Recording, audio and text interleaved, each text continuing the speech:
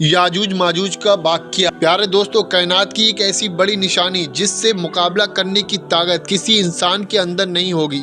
ऐसी कौम जिसका जिक्र क़यामत के करीब पेश आने वाले वाक़यात में मिलता है। याजूज और माजूज के इस दुनिया में दोबारा खुरूज की अहमियत का अंदाज़ा इस बात से भी लगाया जा सकता है कि दज्जाल जो क़यामत की बड़ी निशानियों का मरकज़ है, मगर इसका तज़किरा कुरान में कहीं भी नहीं मिलता। लेकिन याजूज और माजूज का जिक्र कुरान में तफसीर से मौजूद है। याजूज और माजूज का वाक़या। दोस्तों, अवाबुन्नास में इस कौम के बारे में बहुत से मुख्तलिफ ख़यालात पाए जाते हैं, मगर ज़्यादातर लोग इनकी हकीकत से बेखबर हैं। याजूज माजूज कैसे दिखते हैं और किस शक्ल सूरत के होंगे? वह कौन सी दीवार है जिसके पीछे याजूज और माजूज कैद हैं, और वह इस दीवार में कितना सुराख कर चुके हैं? ये सारी बातें हम आपको इस वीडियो में बताएंगे।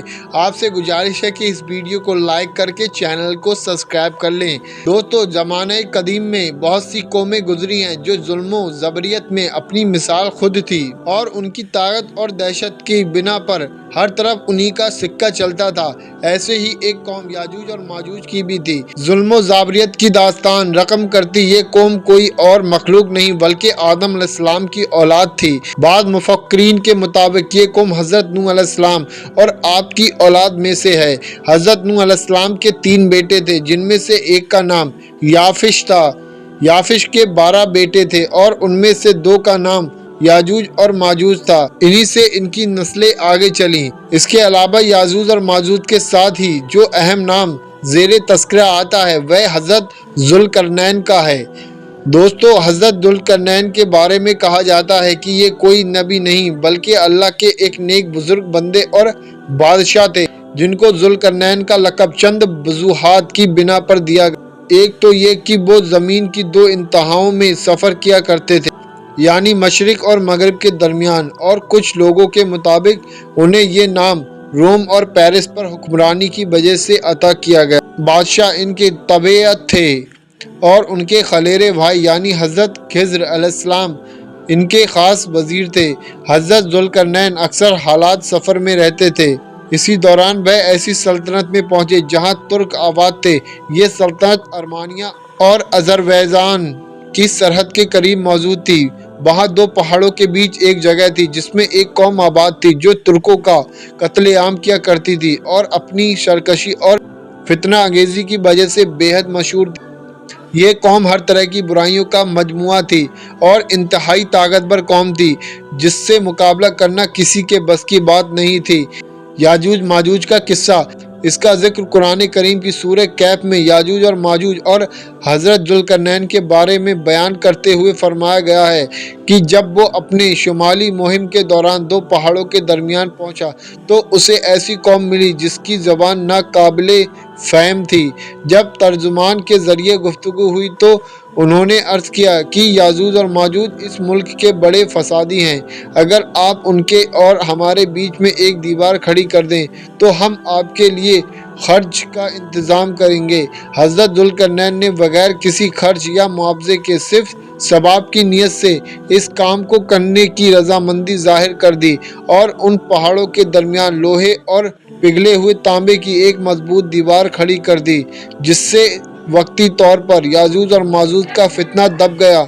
और जब ये दीवार तामीर हो गई तो हज़रत ज़ुल्करनैन ने अल्लाह ताला का शुक्र अदा किया और साथ ही लोगों को ये भी बता दिया कि अगरचे दीवार बहुत मजबूत है, मगर ये हमेशा के लिए नहीं है। जब उस रब का हुक्म करीब आएगा तो ये दीवार खुल जाएगी। सही बुखारी हदीस में नबी अकरम सल्लल्लाहु ताला अलैहि वसल्लम ने इरशाद फरमाया है, इस दीवार में थोड़े से सुराख को फितने के करीब होने से ताबीर फरमाया था। एक और हदीस में आता है कि याजूज और माजूज हर रोज़ इस दीवार को तोड़ते हैं और कल के लिए छोड़ देते हैं। फिर जब अल्लाह की मशीयत उनको बाहर निकलने की होगी तो वो कहेंगे कि कल इंशाअल्लाह हम इस दीवार को तोड़ेंगे, और फिर दूसरे दिन वो इस दीवार से निकलने में कामयाब भी हो जाएंगे। जब ये कौम आज़ाद हो जाएगी तो वह तबाही मचाते हुए निकल पड़ेगी और उनका पहला गिरोह बहरे तरबिया तक पहुँचेगा और उस झील का सारा पानी पी जाएगा। इसी तरह जब आखिरी गिरोह वहाँ पहुँचेगा तो वह हैरान होकर कहेगा कि यहाँ कभी पानी हुआ करता था।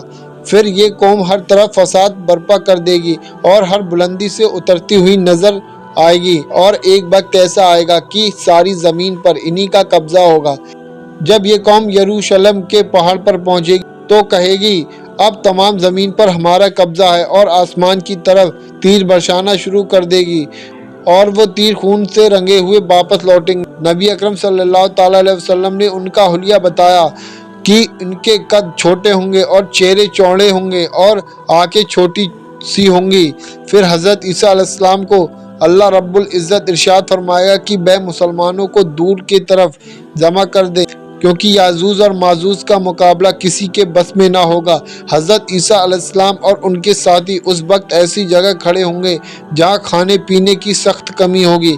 پھر لوگوں کی درخواست پر حضرت عیسیٰ علیہ السلام اللہ تعالیٰ سے دعا فرمائیں گے، اللہ تعالیٰ ان کی گردن اور کانوں میں کیڑے پیدا فرمائے گا، اور وہ سب ان سے ہلاک ہو جائیں گے، اور عالم یہ ہوگا کہ ہر طرف انہی کی لاشیں بکھری پڑی ہوں گی۔ پھر اللہ رب العالمین خاص قسم کے پرندوں کو مقرر کرے گا جن کی گردن اونٹوں کی طرح ہوگی، اور وہ ان کی لاشوں کو اٹھا کر اس جگہ لے جائیں گے جہاں پر اللہ کا حکم ہوگا۔ پھر تیز بارش ہوگی جو ساری زمین کو صاف کر دے گی، اور ہر طرف ہریالی اور خوشحالی ہوگی، اور اس طرح یاجوج اور ماجوج کا اس دنیا سے خاتمہ ہو جائے گا۔ دوستو، امید ہے یاجوج اور ماجوج کے بارے میں یہ ویڈیو آپ کو پسند آیا ہوگا۔ اسے اپنے تمام دوستوں کو شیئر ضرور کیجیے گا۔ ہماری اگلی ویڈیو آنے تک آپ اپنا اور اپنے پریوار کا خیال رکھیے۔ تب تک کے لیے اللہ حافظ۔